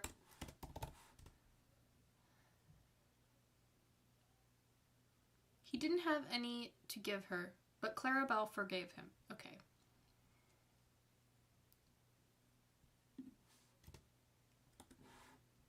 She wondered if Quincy had any silver coins for honey. Oh, well, now this sentence doesn't work. Perhaps he didn't. Perhaps that would be a problem. And then he comes up with the heist. Okay, let's read this. On Evergreen Street, Charles Wisp waved to Clarabelle. His lemon yellow bicycle could fly today. He said he had had it enchanted. Nope. He said it had been enchanted for his birthday, and it only cost 5 silver coins. Clarabelle asked if honey cost silver coins. Charles thought it probably did. He didn't have any to give her, but Clarabelle forgave him. She wondered if Quincy had any silver coins for honey. Do we need for honey? I feel like... we can take out any. She wondered if Quincy had silver coins for honey. Perhaps he didn't. Perhaps that would be a problem. And then we get into this. Okay. I don't think he could say heist. So how is this chaotic child going to propose she steals honey? What is the wording of that going to be? What it would... a quest... I feel, maybe a quest works. Because I don't feel like heist does. But quest, maybe? Oh, I've got an idea. Okay. Then Charles said she could do a quest. Instead, a quest. And I just imagined him like, this is how quests work. A quest was... A quest was when people, I'm just thinking of like The Hobbit, where they just go to the mountain and their intention is fully to just steal Smaug's gold. Like he just got done. He's like reading The Hobbit, but he's not to the, Thorin having issues with greed thing yet. But he's like, yes, do what they did. Go steal it. Like that's what I want to get across. Okay.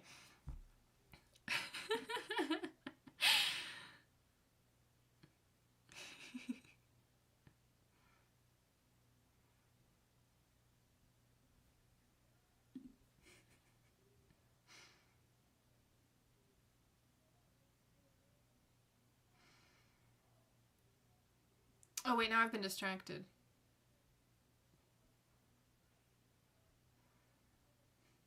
About the forgive thing, one of your comments, you said something about the forgive thing being on a different line here.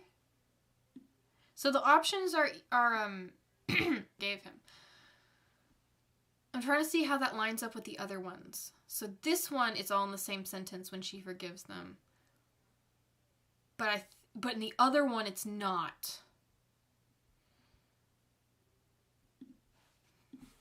I actually like being the forgiving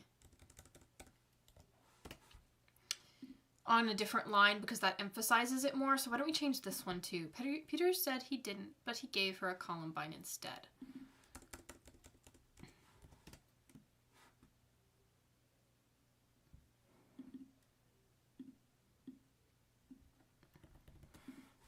So Clarabelle forgave him. And then we can do anyway. He didn't give her anything, but she's forgiving him anyway. Charles, because every time it's like they give her something and then she's like, so she forgave him. But this time he didn't give her anything, but she forgave him anyway. She really wanted something, but it's okay. Okay. But yeah, he's gonna define quest completely wrong. A quest is when people journey a long way to take items without paying for them. Elizabeth Ann, that is incredible. Unfortunately, I think I have to hop off a bit early, but I want to say thank you so much for doing this. I love this picture book so much already. I hope to be holding a physical copy of it someday. Thank you so much for joining. Yeah, thank you so much for joining us. I'm going to try and finish the rest of this in the next half hour, so it'll be a 2-hour stream, just so you guys know what the plan is. But yeah, thank you so much for coming. Any of you guys who stayed on for any amount of time. Lovely to have you guys. Okay. Oh, there's 2 wins. Okay. A quest was when... Okay. What did you say, Elizabeth Ann? Because I want to take a little bit of that idea. A quest is when people journey a long way to take items without paying for them. Yes, I want to do something like that. A quest was when... So the thing is, I don't want to do it in quotation marks like that, because I want the only dialogue to be between her and her brother at the end to make it stand out more. A quest was when people journeyed a long way to take... Let's not do items, let's do things, because he's a kid, without paying for them. Would you be able to pitch to Waxwing without an agent? I would. I actually am. I think I would probably pitch this book to Waxwing when I finish it. Because I feel like it would be... This book feels like their style, so... Among other publishers.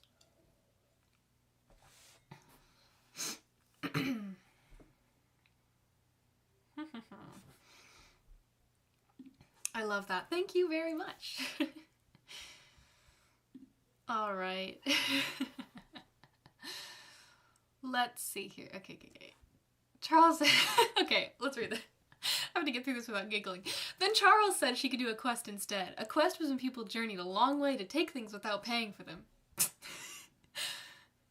Clarabelle had journeyed a long way.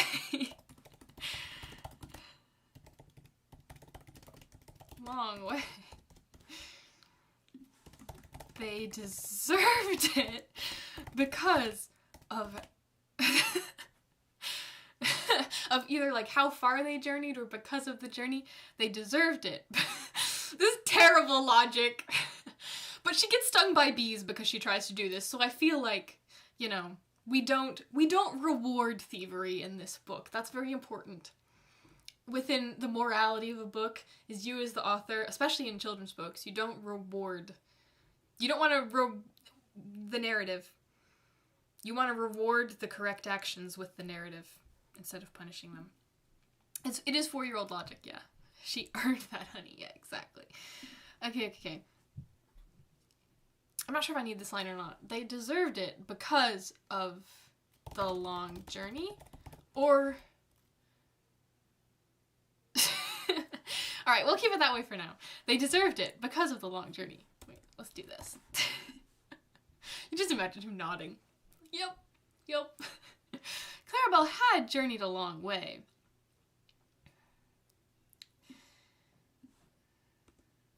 She decided it was a good idea. Or something like that. She decided a quest was a good idea. She snuck through the hickory trees along Apple Knocker Drive. The moss muffled her footsteps nicely. The birds politely, let's make this consistent, kept singing politely. The clouds shaded her courteously. It was a very good quest. Until the bees discovered her. That line makes me giggle. I love procrastinating. Tuno Avelia says, I love procrastinating my own writing to watch someone else write. Hey! It's research! You're investing in your education as a writer. Logic.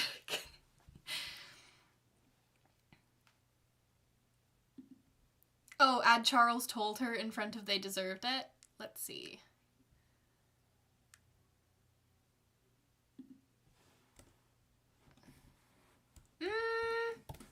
I'm sorry, I'm going to respectfully decline that idea.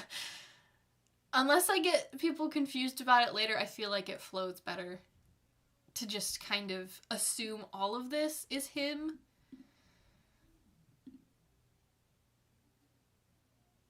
I'll tell my mom that, thanks. Logic. I gotta go, but I wish you luck on finishing this. Thank you so much for joining. Hi, just got here. Welcome. I am writing the second draft of a picture book.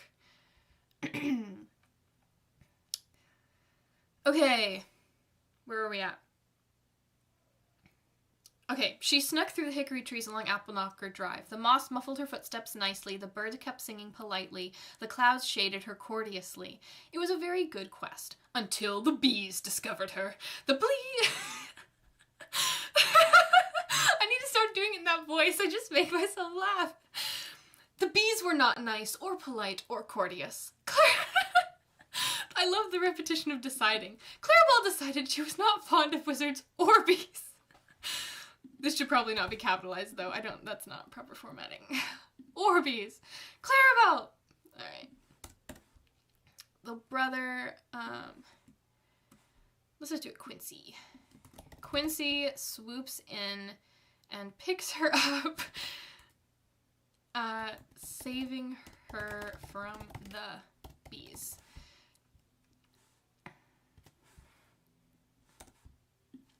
I'll need to add more art notes. That'll be the next thing I go through and do once I get done with the actual, text of the picture book. You're using your sorrel voice. I am! She dwells within me, always. Okay. The bees became a bit more polite once Mrs. Apricot calmed them down with enchanted smoke.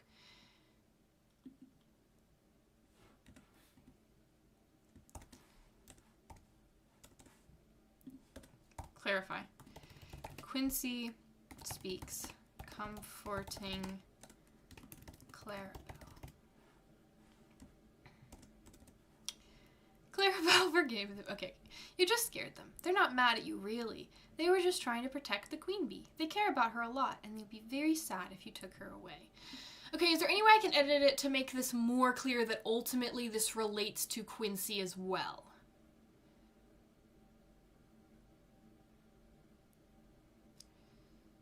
Or is this good? I don't know if I'm overthinking or not. Because it didn't come across for you guys the first time reading through that, like, that was the theme. So, okay, next things I need to do. Next edits. Art. More art notes. Clarify theme.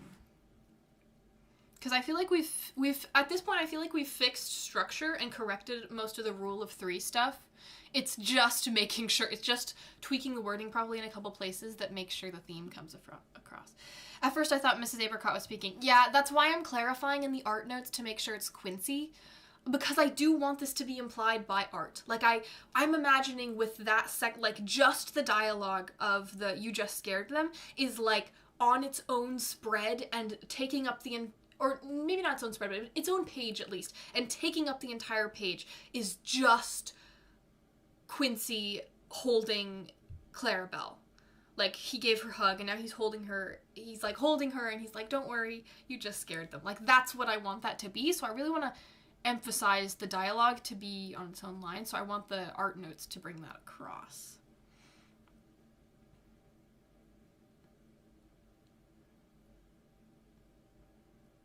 The idea of this collaborative live stream was so fun, and I love seeing your editing process. Thank you! I hope to do more in the future, because I really enjoy it, and I feel like it's a good way to connect with you guys.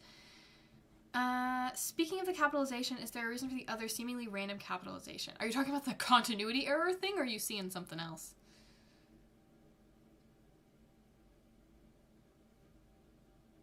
Oh, the flowers and almond.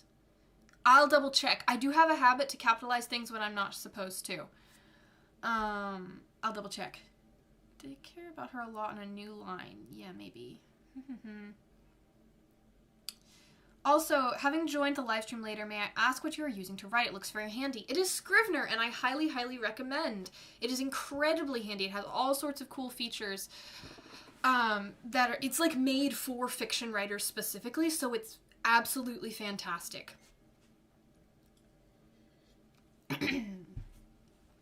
Okay.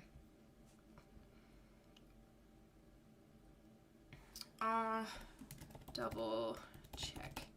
Capitalization. Clarabelle forgave the bees.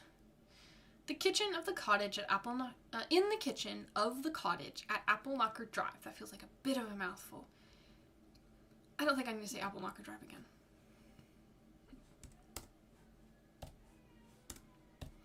In the kitchen of the cottage.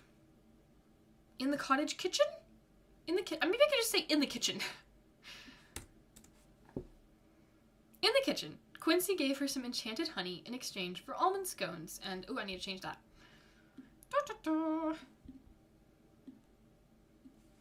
For the almond scone and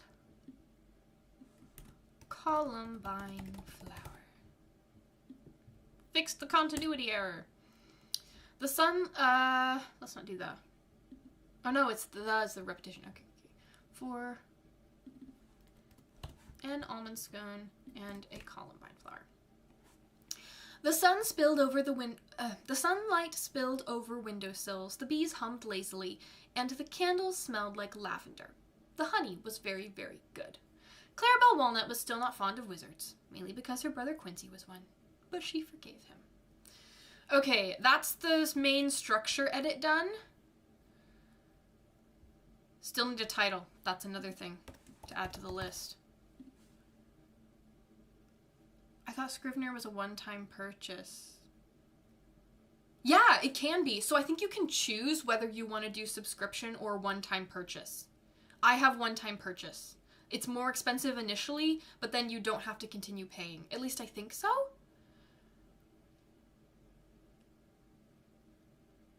Unless I'm getting really confused, but I haven't had to pay more for this. I got it once. So, yeah. I currently just use Google Docs. Google Docs also works pretty well, to be honest. I used Google Docs for a long time. Yeah.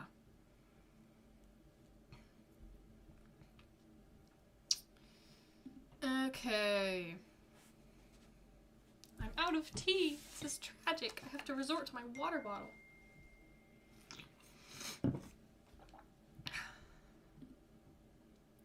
All right. I'm only going to be live streaming for another 10 minutes, so let's see how many of these we can go through in the next 10 minutes. Let's see. Okay. You guys put some title ideas in the chat of what you think this should be titled. Meanwhile, I'm going to go through and see if there's any places I can clarify the theme here, because I still am not sure that the theme is coming across. Okay. Clarabelle Walnut was not fond of wizards, mainly because her brother Quincy was one. That's the initial setup. You think that she doesn't like her brother. When he shattered her mother's blue china plates, he moved far away to take lessons from Mrs. Apricot. She lived in a mossy little house at the end of Apricot Drive. Can we say far away? She lived far away. In a mossy little house at the end of Appleknocker Drive where she sold enchanted honey. Oh no, I said far away earlier. Okay, never mind. When Clarabelle shattered her mother's china bowls, she was sent to her room. There was no honey in her room. There was her stuffed snail named Sam, but he wasn't very helpful. No offense to Sam. He tried his best, so Clarabelle forgave him. Clarabelle climbed out the window and headed for Appleknocker Drive. She decided she would get some honey. Instead of, let's bring Quincy in again instead. To get some honey from Quincy. Ooh, no, better idea. She would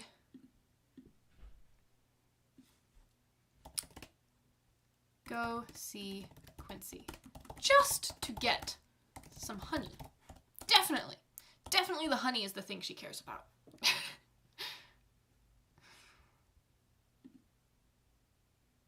A quest for honey? Ooh, that's an idea. I'll write you guys, some of you guys' title ideas up there.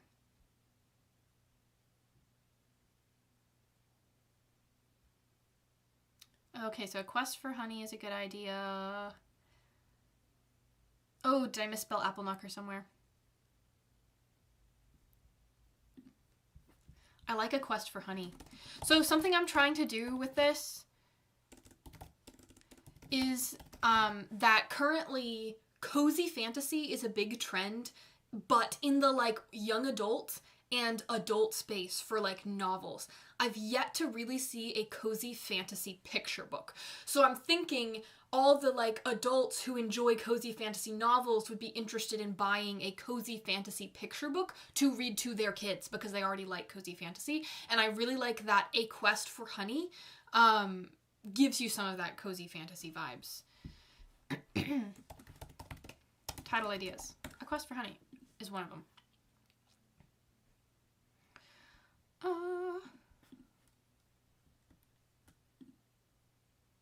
I see. I need a K. Apple Knocker Drive.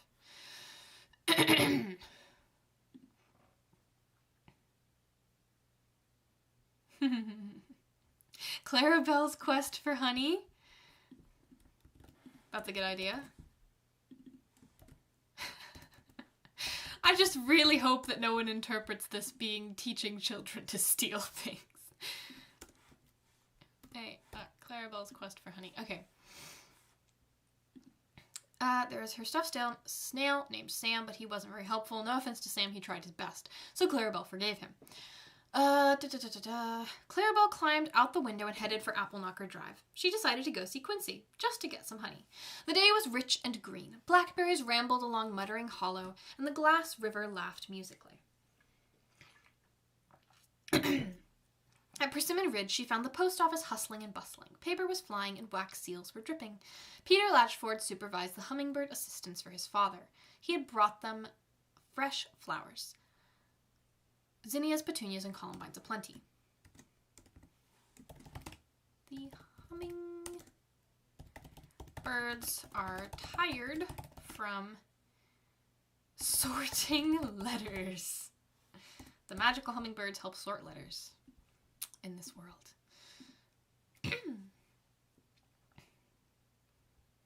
Clarabelle asked Peter if Quincy had sent her any letters. Peter said he hadn't, but he gave her a columbine instead, so Clarabelle forgave him. She wondered if Quincy had any columbines on Apple Knocker Drive. Down Bracken Lane lived Adelaide Oak. She sat on her doorstep eating enchanted almond scones. She said her mother was trying a new recipe for the bakery. Clarabelle asked Adelaide if her... Okay, so the other thing I'm seeing is...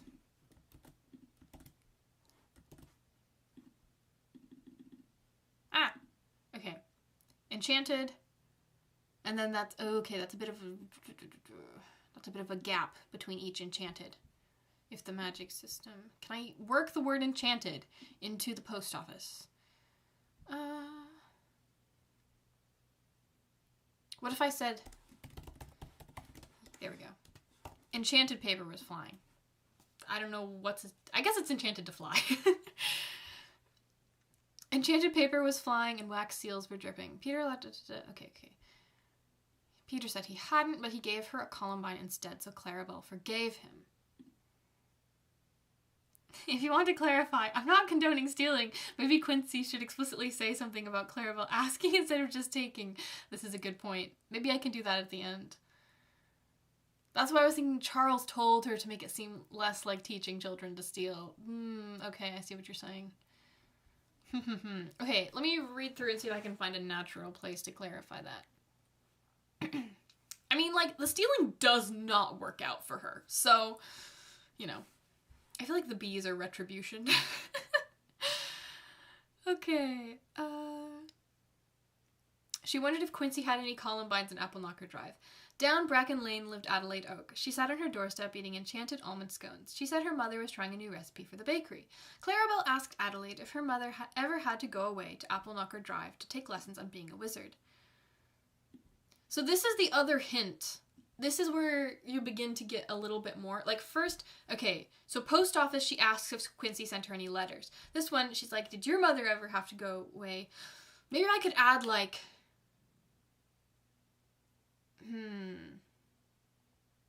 like asking Adelaide if she was sad, if her, like, and if Adelaide had been sad, if she was, but I don't know a concise way to say that. Clarabelle asked Adelaide if her mother ever had to go away to Appleknocker Drive to take lessons on being a wizard. Adelaide didn't know. Maybe she had before she became a mother, but Adelaide hadn't been around then. Clarabelle forgave her. She wondered if Quincy had almonds. Oh, I see. There's the capitalization. Yeah, that did not need to be there. She wondered if Quincy had almond scones on Appleknocker Drive. Takes a scone to give to Quincy.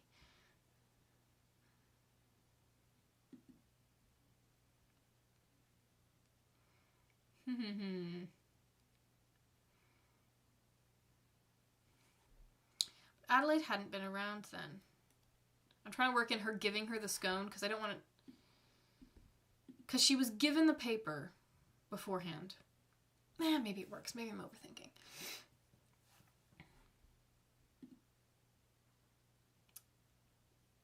Clarabelle Walnut and the Quest for Honey. Oh, I like that! Wait! Clarabelle Walnut and the Quest for Honey. I like that. Okay, we'll keep that as an option. Because that does follow the like fantasy template. Or something else that is a soft fantasy template is like this and this, like Legends and Lattes is the name of a soft fantasy. Not a soft fantasy, cozy fantasy. So it could be something like Magic and Honey. I don't know. Something and something is another option. Okay. Clarabelle forgave her. Okay. Now we get to this point.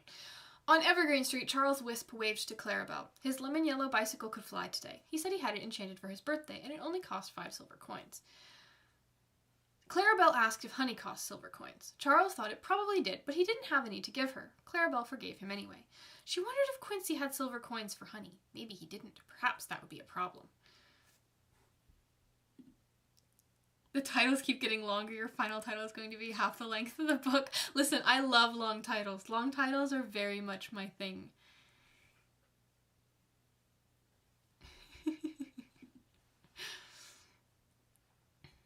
Okay. Perhaps that would be a problem. Okay.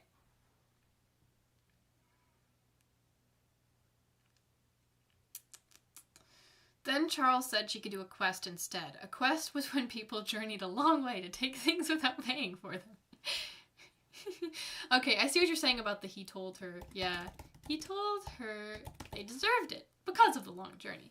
Clarabelle had journeyed a long way. She decided it was a good idea. I feel like there's a repetition of journey here, though.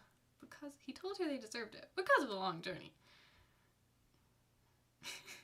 Clarabelle had journeyed a long way. She decided that a quest was a good idea. She snuck through the hickory trees along Appleknocker Drive. The moss muffled her footsteps nicely. The birds kept singing politely. The clouds shaded her courteously. It was a very good quest, until the bees discovered her. The bees were not nice or polite or courteous. Clarabelle decided she was not fond of wizards or bees. Clarabelle! Quincy swoops in and picks her up, saving her from the bees. The bees became a bit more polite once Mrs. Apricot calmed them down with enchanted smoke. You just scared them. They're not mad at you, really. They were just trying to protect the queen bee. Maybe I need to take out the whole quest thing, as funny as it is. I feel like it's complicating the moral. Like, it's complicating what the... My worry would be someone reads the book and thinks that the theme is don't steal. If I focus too much on the stealing thing, which more like that's a funny detour more than anything else. At this point, I feel like I've been focusing on this book for too long. I think this is the moment where I can tell my brain is starting to get tired and overthinking. So I think I'm going to finish reading through here, and then we're going to call this done for the second draft. And I might go back and edit this more in the future, but I think my brain's too tired. I think I'll need a fresh perspective, like another day. I think I'm going to finish reading through, and then I think it's probably good if I give myself a break from it. So I'll be able to come up with better ideas if I have some space from it. Okay, you just scared them. They're not mad at you, really. They were just trying to protect the queen bee. They care about her a lot, and they would be very sad if you took her away. Clarabelle forgave the bees. In the kitchen, Quincy gave her some enchanted honey in exchange for an almond scone and a columbine flower. See, that's also kind of the thing, though. Like, she doesn't end up stealing the honey. She trades for it, so. Yeah, we'll see. I might get some feedback from my critique group or something. The sunlight spilled over windowsills, the bees hummed lazily, and the candles smelled like lavender. The honey was very, very good. Clarabelle Walnut was still not fond of wizards, mainly because her brother Quincy was one, but she forgave him.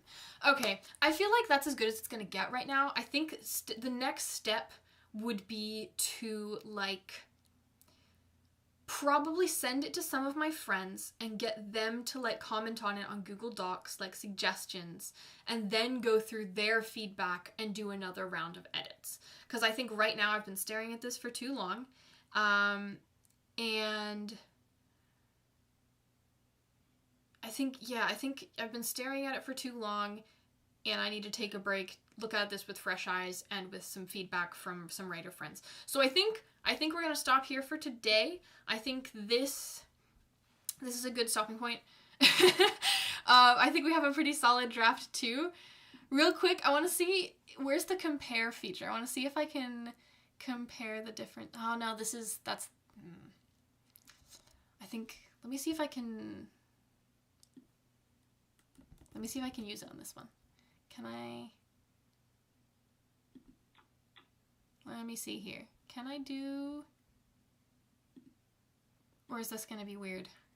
I want to check something. No, I would have to do, never mind. I don't think I can do compare. Hang on. Can I compare? I can only do that with snapshots. Okay, never mind. I was trying to do a cool thing with Scrivener, but I don't think I can do it with two separate documents. I think I would have had to edit the original to use the compare feature the way I wanted to show you guys, like, the difference. But I can do side by side real quick if you guys want to see what progress we have made. Draft 1, draft 2. Yay! You guys, we'll see. Maybe we'll work on this more in the future. Maybe I'll get feedback from my friends, and then you guys can see, once again, how I edit with feedback from them, maybe, in the future. But yeah, I think we will be wrapping up for now. I hope you guys enjoyed so much. Thank you guys, everyone who stuck with me to the very end, for, yeah, coming along with me on this journey. But yeah, thank you guys so much. If you are new, consider buying my, no, that direction. Consider buying my books, my whimsical middle grade books. You can learn more about me at millieflorence.com, and you can even get the ebook and audiobook of my first book, Honey Butter, for free on my website if you haven't already. And if you enjoyed your experience, please like and subscribe to the YouTube channel. I'm hoping to do a lot more writing live streams in the future because they're very, very fun. So, thank you guys so much, and I'll see you guys later.